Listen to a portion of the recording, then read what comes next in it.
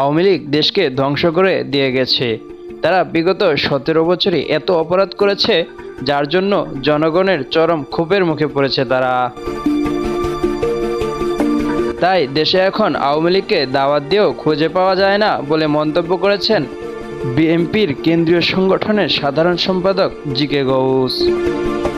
জনরোষের কারণে তাদের নেতাকর্মীরা পালিয়ে বেড়াচ্ছে, জনসম্মুখের সামনে আসে না বলেও জানান তিনি।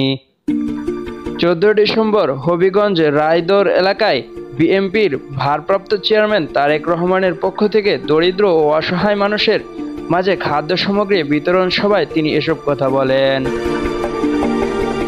জানান, বর্তমান অন্তর্বর্তী সরকার দুর্ভিক্ষ থেকে দেশকে টেনে তুলেছেন, তবে নির্বাচিত সরকারের হাতে দেশ থাকলে আরও বেশি গতি বাড়বে। এ সময় জেলা বিএনপির নেতাকর্মীরা উপস্থিত ছিলেন।